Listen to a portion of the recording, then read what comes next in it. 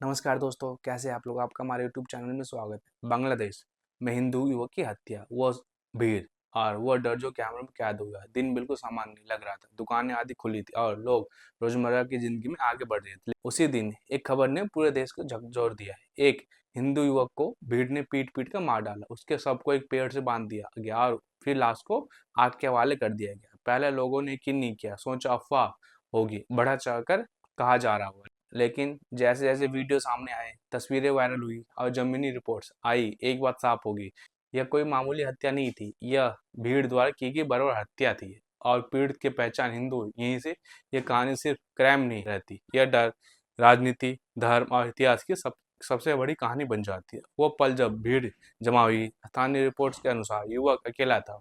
उससे पहले बहस हुई, फिर आवाजें ऊंची हुई, फिर लोग इकट्ठा होने लगे। और बांग्लादेश में जब भी भीड़ जमा होती है, कानून अक्सर पीछे हट जाता है। कुछ ही मिनटों में सवालों की जगह आरोप थे, तर्क की जगह गालियां और इंसान की जगह पहचान। युवक को घेरा गया, पीटा गया, वो गिरा, उठ नहीं पाया और यहीं पर कहानी खत्म हुई। ये सबसे खौफनाक अध्याय शुरू होते, हत्या के बाद भी गुस्सा शांत नहीं हुई। अक्सर हत्या के बाद भीड़ तितर बितर हो जाती, लेकिन यहाँ ऐसा नहीं हुआ। सबको घसीटा गया और पेड़ से बांधा गया और फिर आग लगा दी गई। यह सिर्फ सबूत मिटाने की कोशिश नहीं थी, यह था डर का सार्वजनिक प्रदर्शन। संदेश, देखो अंजाम क्या होता है। चेतावनी, चुप रहो। इतिहास बताता है कि जब किसी शब्द को सार्वजनिक रूप से जलाया जाता है तो वह सिंबॉलिक वायलेंस होती है। यह इंसान को नहीं, पूरे समुदाय को डराने का तरीका होता है। सवाल जो उसी दिन उठ गए, घटना के कुछ ही घंटों में सवाल गूंजने लगे। क्या यह धार्मिक नफरत का मामला है? क्या युवक को सिर्फ उसकी पहचान की वजह से मारा गया? क्या पुलिस समय पर पहुंची? क्या भीड़ को रोकने की कोशिश हुई? और सबसे अहम सवाल, क्या यह पहली बार है? इतिहास की परछाई, अगर हम ईमानदार हो तो जवाब साफ है, नहीं। बांग्लादेश में हिंदुओं पर हिंसा कोई नई बात नहीं है। सन 2021 में दुर्गा पूजा हिंसा, एक अफवाह, एक तस्वीर और फिर मंदिर तोड़े गए, घर जलाए गए, लोगों को पीटा गया, कई की जान गई। सरकार ने जांच का वादा किया, कुछ गिरफ्तारियां हुई, लेकिन डर वही रहा। सन 2014 से 2018 जमीन पर कब्जे, जबरन पलायन, धमकियां, मंदिरों पर हमले। 1947 के बाद जो देश कभी हिंदुओं की बड़ी आबादी वाला था, आज वहाँ हिंदू अल्पसंख्यक भी अल्पसंख्यक है। आबादी 30% से घटकर 7 से 8% पर। यह गिरावट सिर्फ आंकड़ा नहीं है, यह डर की कहानी। यह सब क्यों होता है? क्योंकि जब राजनीतिक अस्थिरता होती है तो सोशल मीडिया पर अफवाह फैलती है, कानून कमजोर पड़ता है, तो सबसे पहले निशान बनते हैं अल्पसंख्यक। भीड़ को पता होता है सजा शायद नहीं होगी, मामला ठंडा पड़ जाएगा, कुछ दिन बाद नई खबर आ जाएगी। और यही सबसे खतरनाक बात, आज एक युवक मरा, कल शायद कोई और। अगर दोषियों को सजा नहीं मिली, सच दबा दिया गया और दुनिया के मुंह मोड़ लिया, तो यह कहानी यहाँ खत्म नहीं होगी। हत्या के बाद क्या हुआ?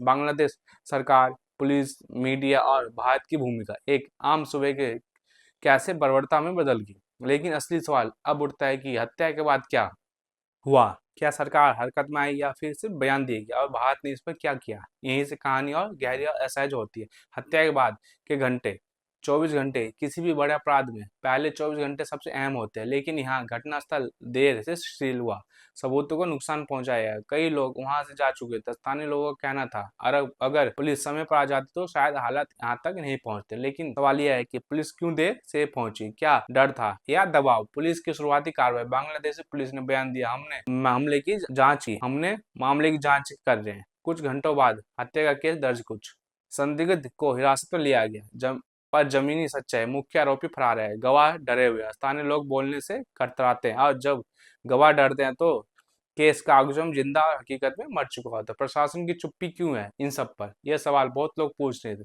इतनी बड़ी घटना के बाद भी तुरंत प्रेस कॉन्फ्रेंस क्यों नहीं? मुख्यमंत्री या प्रधानमंत्री का बयान देर से क्यों आया? क्योंकि घटना धार्मिक एंगल ले चुकी थी, अंतर्राष्ट्रीय प्रतिक्रिया का डर था, देश पहले से राजनीतिक तनाव में था। सरकार जानती थी एक गलत शब्द, अंतर्राष्ट्रीय दबाव, इसलिए तोले गए, बयान सीमित रखे गए, कानून व्यवस्था तक सीमित की गई। मीडिया की भूमिका, सच या सेंसर, यहाँ कहानी का एक और अहम किरदार आता है। कुछ मीडिया हाउसों ने घटना को दबा दबा कर दिखाया, भीड़ हिंसा का धार्मिक पहचान से बचते रहे, जबकि सोशल मीडिया पर सच्चाई उबल रही थी। वीडियो आज तस्वीर वायरल थी, यानी टीवी पर सन्नाटा, मोबाइल पर तूफान। सोशल मीडिया सच भी जहर भी। सोशल मीडिया ने घटना को दुनिया तक पहुंचाया, पीड़ित को आवाज दी, लेकिन साथ ही सरकार का आधिकारिक रुख, बांग्लादेश सरकार का कहना था यह एक आपराधिक घटनाएं, इसे सांप्रदायिक रंग न दिया जाए। लेकिन जमीनी सवाल, अगर रंग नहीं है तो पहचान क्यों बनी? अगर अपराध है तो सजा क्यों अनिश्चित? सरकार ने जांच कमेटी बनाई, निष्पक्ष जांच का भरोसा दिया और यह भरोसा पहले भी कई बार दिया जा चुका है।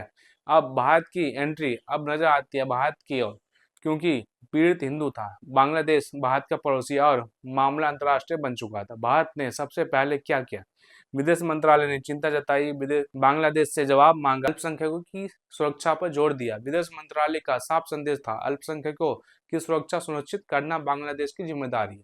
सीमा पर क्या बदला? हत्या के बाद भारत भारत बांग्लादेश सीमा पर निगरानी बढ़ी, बीएसएफ को अलर्ट किया गया, अवैध घुसपैठ पर सख्ती, क्योंकि इतिहास बताता है कि हिंसा के बाद पलायन बढ़ता है और पलायन मानव संकट, राजनीतिक मुद्दा, सामाजिक तनाव सब बन जाते हैं। क्या भारत कर सकता था? यही सबसे बड़ा सवाल। कुछ लोग कहते हैं कि भारत क्यों और सख्त होना चाहिए था, कुछ कहते हैं कूटनीति में शब्द ही हथियार होते हैं। सब सच शायद बीच में। भारत बयान दे सकता है, दबाव बना सकता है, अंतर्राष्ट्रीय मंच पर मुद्दा उठा सकता है, लेकिन किसी देश के अंदर सीधे दखल नहीं दे सकता। इंसाफ का सवाल अब कहाँ अटका है? आज स्थिति यह है, केस दर्ज है, जांच चल रही है, आरोपी खोज रहे हैं, लेकिन इतिहास कहता है ऐसे मामलों में इंसाफ अक्सर देरी से या अधूरा आता है। और देरी न्याय नहीं अन्याय होती है। यह घटना क्यों ज्यादा खतरनाक? क्योंकि यह अकेली घटना नहीं है, यह पैटर्न दिखाती है। यह डर पैदा करती है और डर चुप कराता है, प्लान कराता है, समाज को तोड़ता है। अब तक आपने देखा कि कैसे हत्या हुई, सरकारें कैसे हरकत में आई, भारत ने क्या किया और क्या नहीं। लेकिन सबसे बड़ा सवाल अभी बाकी है, क्या यह हिंसा रुकेगी या दोहराई जाएगी?